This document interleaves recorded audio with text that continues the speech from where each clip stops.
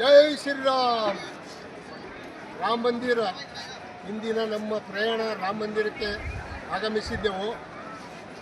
ತಾವೆಲ್ಲರೂ ಈ ವಿಡಿಯೋ ಪೂರ್ತಿ ನೋಡಿ ರಾಮ ಮಂದಿರ ಯಾವುದೇ ಎಲ್ಲ ಚರಿತ್ರೆಯನ್ನು ನಾನು ಇವತ್ತು ಶೇರ್ ಮಾಡ್ತಾ ಇದ್ದೀನಿ ತಮ್ಮೆಲ್ಲರಿಗೂ. ನೋಡಿ ರಾಮ ಮಂದಿರ. ಜೈ ಶ್ರೀರಾಮ್, ಜೈ ಶ್ರೀರಾಮ್. ಇಂದು ರಾಮನವಮಿ.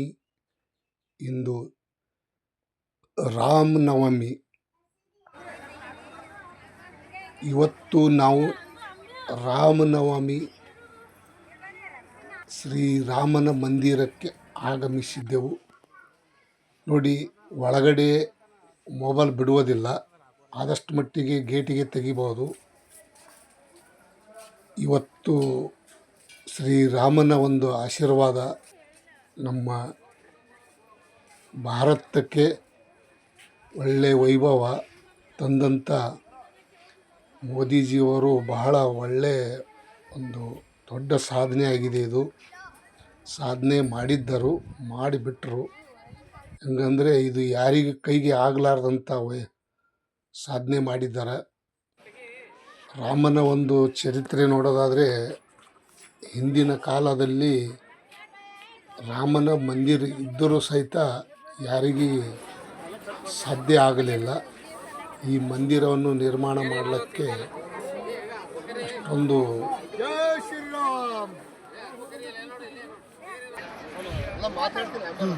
ಖುಷಿಲೇ ಬಹಳ ಅದ್ಭುತವಾದ ದೊಡ್ಡ ಕಟ್ಟಡ ನಡೆದಿದ್ದೆ.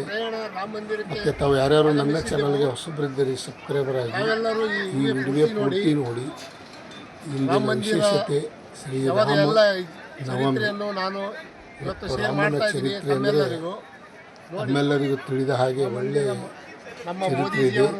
ಮತ್ತು ಇನ್ನೂ ಇದು ಕಟ್ಟಡ 4 ವರ್ಷ ಮಿನಿಮಮ್, ಇನ್ನೂ 4 ವರ್ಷ ಬೇಕು. ಇನ್ನೂ ಬಹಳಷ್ಟು ಕಟ್ಟಡ ನಡೆದಿದೆ. ಹಾಗಾಗಿ ಒಳಗಡೆ ಮೊಬೈಲ್ ಬಿಡ್ತಾ ಇಲ್ಲ, ಇನ್ನೂ ಅಷ್ಟೊಂದು ಸರಿಯಾಗಿ ತಮ್ಮೆಲ್ಲರಿಗೂ ಕಾಣಿಸ್ತಾ ಇಲ್ಲ.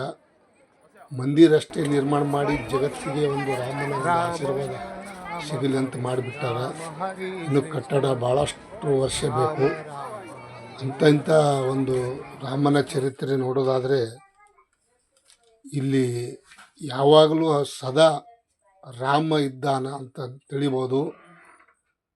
ಶ್ರೀರಾಮನವಮಿ ರಾಮನ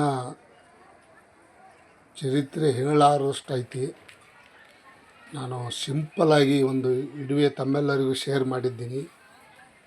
ತಾವು ಯಾರ್ಯಾರು ನನ್ನ ಚಾನಲ್ಗೆ ಹೊಸಬರಿದ್ದೀರಿ ಸಬ್ಸ್ಕ್ರೈಬರ್ ಆಗಿ ಈ ವಿಡಿಯೋ ಪೂರ್ತಿ ನೋಡಿದ್ದಕ್ಕೆ ತುಂಬ ಧನ್ಯವಾದಗಳು.